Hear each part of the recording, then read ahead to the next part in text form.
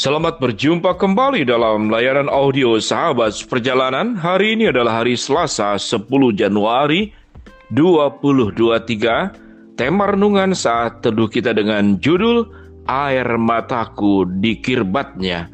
Air mataku di kirbatnya. Firman Tuhan terambil dalam Mazmur 56 ayat yang ke-9. Demikian bunyinya. Sengsaraku engkaulah yang menghitung-hitung. Air mataku kau taruh ke dalam kirbatmu. Bukankah semuanya telah kau daftarkan? Mari kita berdoa. Bapa yang di dalam surga, kehidupan ini sangat dekat dengan kesusahan, penderitaan, kesulitan, dan rasa sakit yang harus ditanggung. Baik sakit fisik, sakit pikiran, bahkan juga sakit perasaan yang tertusuk oleh pihak lain. Dalam nama Tuhan Yesus kami berdoa. Amin. Shalom sahabat seperjalanan, satu ayat yang luar biasa, yaitu tentang air mataku di kirbatnya. Kirbat adalah bagian di mana kehadiran Allah sebagai perwakilan yang ada di sana. Allah hadir di mezbahnya, Allah hadir dalam keagungan dan kemuliaannya, Allah hadir di kirbatnya, dan air mata setiap sahabat seperjalanan itu firman Tuhan berkata, kau taruh ke dalam kirbatmu. Sahabat seperjalanan, hidup ini dekat dengan kesusahan, hidup ini dekat dengan penderitaan, hidup ini dekat dengan ketidakadilan, dan hidup ini seringkali lebih banyak kegagalan daripada keberhasilan. Itulah fakta daripada kehidupan. Setiap sahabat seperjalanan, jikalau diizinkan untuk menuliskan kisah hidup sahabat seperjalanan dalam satu lembar atau dua lembar folio tentang segala kesusahan sahabat seperjalanan, maka saya meyakini bahwa kertas itu tidak cukup. Ada banyak yang akan diambil kembali lembaran kertas yang kosong dan kau menuliskan sepanjang mungkin berbagai macam kesusahan penderitaan yang membuat engkau kemudian mencucurkan air mata, maka itu pun tidak cukup untuk menuliskannya. Ada lagu yang berkata, jikalau seluruh pohon itu menjadi penanya dan air lautan itu menjadi tintanya, tidak dapat menjelaskan begitu dalam dan besarnya kasih Tuhan kepada setiap kita masing-masing. Itu dari pihak Allah dan dari pihak setiap sahabat seperjalanan. Jikalau air lautan itu tintanya dan setiap batang pohon itu adalah pulpennya, kemudian kita mungkin tidak bisa menjelaskan secara menyeluruh, tidak bisa menampung semua kisah-kisah sedih, kisah-kisah duka, kisah-kisah pedih yang terjadi kepada setiap sahabat seperjalanan. Mungkin banyaknya kesedihan, banyaknya kesusahan, banyaknya penderitaan setiap sahabat seperjalanan bisa berbeda-beda. Namun saya meyakini setiap orang punya kisah sedihnya, kisah air matanya masing-masing. Sahabat seperjalanan yang dikasihi Tuhan, pemazmur Daud di dalam hal ini kalau kita baca pada ayat-ayat yang sebelumnya, ayat ke-7 dikatakan, mereka mau menyerbu, mereka mengintip, mengamat-ngamati langkahku, seperti orang-orang yang ingin mencabut nyawaku. Apakah mereka akan luput dari kejahatan mereka? Runtuhkanlah bangsa-bangsa dengan murka-Mu ya Allah. Itulah kurang lebih keluh kesah daripada Daud, yang mengalami tekanan, serangan, dan ingin dibunuh oleh Saul dan tentara-tentaranya. Namun pada ayat yang ke-10 dikatakan, maka musuhku akan mundur pada waktu aku berseru, aku yakin Allah akan memihakku. Sahabat seperjalanan yang dikasihi Tuhan, kalau kita belajar tentang matematika, tentang luas, apa yang paling besar dalam dunia ini? Apa yang paling hebat di dalam dunia ini? Apa yang paling besar dan paling hebat? Yaitu masalah kehidupan. Namun siapa yang terbesar di dalam dunia ini? Siapa yang terbesar dalam kehidupan kita? Apakah benar masalah? Tetapi Allah lah yang paling besar dalam kehidupan kita. Sebesar apapun masalah kehidupan kita, karena kita memiliki Allah yang lebih besar dari apapun, maka tidak ada perkara masalah yang tidak selesai.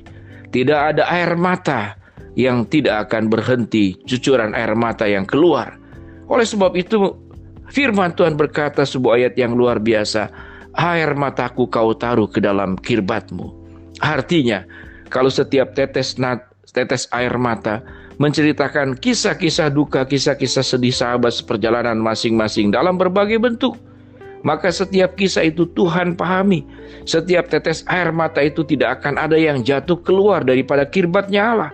Artinya bahwa Allah memahami, Allah peduli, Allah mengasihi. Kalau lautan itu menjadi tinta dan setiap pohon itu adalah penanya, maka tidak dapat menjelaskan berapa luas, berapa dalam, berapa banyak, berapa dahsyat kasih pertolongan Tuhan ke dalam kehidupan setiap sahabat seperjalanan. Sahabat seperjalanan yang dikasihi Tuhan, sebaik-baiknya manusia, secinta-cintanya orang yang mengasihi kita, seluar biasanya mereka yang memiliki setiap sahabat seperjalanan. Sekalipun mereka punya cinta yang luar biasa, mereka terkadang terbatas tidak bisa membantu kita. Atau mereka yang sedemikian luar biasa mencintai kita juga tidak menjadi sebuah jaminan bahwa mereka tidak berubah.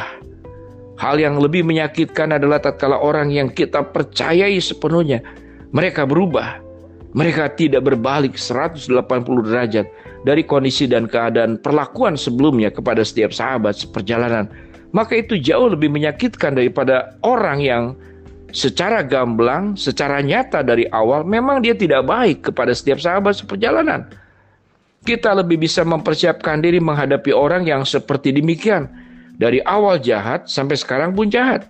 Namun kita tidak siap menerima perlakuan orang yang kita percayai, orang yang kita sandari, orang yang menggantungkan hidup kita kepada dia dan menjadi sahabat. Tidak pernah ada keraguan sama sekali kepada dirinya. Tiba-tiba berubah, apa yang terjadi? Maka kecewa sangat luar biasa. Sahabat seperjalanan, apapun kepedihanmu, apapun segala luka yang ada di hatimu, dan engkau sulit untuk memaafkan, sulit untuk melupakan, dan memang tidak mungkin melupakan karena kita punya ingatan, dan sulit untuk melepaskan, tidak terikat oleh semua pengalaman-pengalaman buruk tersebut. Maka sahabat seperjalanan, biarlah kita boleh berkata seperti Daud pada ayat yang ke-10. Maka musuhku akan mundur pada waktu aku berseru, aku yakin Allahku memihakku. Aku yakin Allahku memihakku. Ini bukan berdasarkan keyakinan, ini fakta. Bahwa Allah memang akan memihak kita. Karena Allah lebih besar dari masalah yang kita hadapi. Allah lebih paham bahkan dari hati diri kita sendiri untuk memahami segala luka-luka kehidupan yang ada di dalam diri setiap sahabat seperjalanan. Apa respon yang kita harus lakukan sahabat seperjalanan? Datanglah kepada Dia. Andalkanlah Dia, percayakanlah hidupmu kepada Tuhan. Maka Tuhan akan berperkara, Tuhan akan menolong, Tuhan akan menyatakan pembelaan pada waktunya kepada setiap sahabat seperjalanan. Tidak ada yang lepas daripada pengamatan Tuhan, tidak ada yang lepas daripada pengadilan Tuhan. Namun Tuhan Maha mengampuni, Tuhan Maha mengasihi. Biar kita belajar untuk mengampuni mereka. Karena pemulihan dimulai dari kerelaan untuk melepaskan pengampunan kepada orang yang pernah menyakiti dan peristiwa kehidupan yang terjadi dalam setiap kehidupan sahabat seperjalanan. Mari kita berdoa. Bapa yang di dalam surga, terima kasih ayat firman Allah bahwa air mata setiap kami disimpan di dalam kirbatnya Tuhan. Hamba-Mu berdoa buat setiap sahabat seperjalanan yang sedang sakit, Tuhan jamah sembuhkan. Sahabat seperjalanan yang sedang menghadapi masalah, Tuhan bukakan jalan. Sahabat seperjalanan yang sedang berdoa memohon sesuatu kepada Tuhan, Tuhan akan kabulkan dengan cara dan waktunya Tuhan. Dalam nama Tuhan Yesus kami berdoa. Amin. Shalom sahabat seperjalanan, Tuhan memberkati kita semua. Amin.